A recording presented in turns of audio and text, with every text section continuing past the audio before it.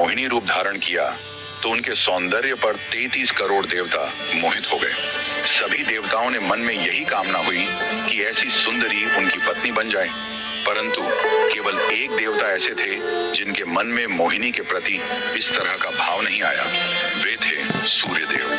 सूर्यदेव ने मोहिनी रूप को देखकर मन ही मन कहा, यदि ये मेरी पुत्री बन जाए तो मेरा जीवन धन्य हो जाए। सूर्यदेव की इस भावना को समझकर भगवान श्री कृष्ण ने उनकी ओर कटाक्ष किया और संकेत किया कि उनकी इच्छा पूर्ण होगी। समय बीतने के बाद सूर्यदेव ब्रजभूमि में वृषभानु महाराज के रूप में अवतरित हुए। वृषभानु जी ने तपस्या की और ब्रह्मा जी से प्रार्थना की कि उन्हें ठाकुर जी की पुत्री के रूप में प्राप्ति हो। ब्रह्मा जी ने उनकी प्रार्थना को श्री हरि तक पहुंचाया। ठाकुर जी ने विचार किया कि वे नंद यशोदा और देवकी वासुदेव के यहाँ पुत्र के रूप में जन्म लेने वाले हैं, लेकिन प्रेम की स्थापना के लिए एक विशेष अवतार लेना होगा।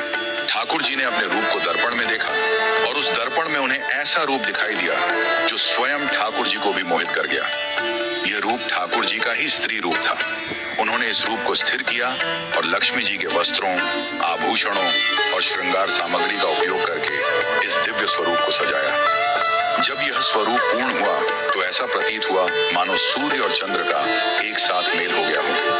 यह दिव्य तेज इतना अद्भुत था कि स्वयं ठाकुर जी भी नेत्र मूंदने को विवश हो गए। जब उन्होंने नेत्र खोले तो उनके सामने श्री राधा रानी का दिव्य स्वरूप प्रकट हुआ। श्री राधा के प्राकट्य का समय सुबह 4 बजे का था, जो ब्रह्म मुहूर्त का समय है। भगवान के अन्य अवतारों का प्राकट्य दोपहर 12 बजे या रात्रि 12 बजे होता है, परंतु राधा रानी का जन्म ब्रह्म मुहूर्त में हुआ, जो नए दिन की शुरुआत का प्रतीक है। यह इस बात का संकेत था कि प्रेम का प्रकाश संपूर्ण विश्व में फैलने वाला है। राधा रानी के अवतरण पर वृषभानु महाराज और कीर्तिदा माता के घर उत्सव मनाया गया।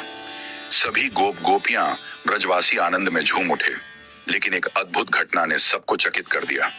राधा रानी अपनी आंखें नहीं खोल रही थीं। वृषभानु महाराज और माता कीर्तिदा इस बात को लेकर चिंतित हो गए। कई साधु संत और विद्वान उनके दर्शन करने आए, लेकिन किसी के भी प्रयास से राधा रानी ने अपनी आंखें नहीं खोली। तभी देवताओं के आग्रह पर नारद मुनि वहां आए। उन्होंने राधा रानी के पास बैठकर उनकी स्तुति की। नारद मुनि ने जैसे ही स्तुति गाई, राधा रानी ने पहली बार अपनी दिव्य नेत्रों से नारद मुनि की ओर देखा। उस समय राधा रानी का स्वरूप ऐसा था मानो मृग नयनी सुंदर बालिका अपने पालने से झांक रही हो।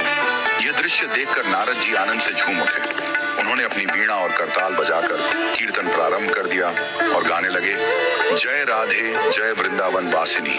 वृषभानु महाराज यह अद्भुत दृश्य देखकर भाव विभोर हो गए। उन्होंने राधा रानी को प्रणाम किया और स्वयं को धन्य माना। उन्होंने अनुभव किया कि उनकी पुत्री कोई साधारण बालिका नहीं, बल्कि साक्षात देवी है।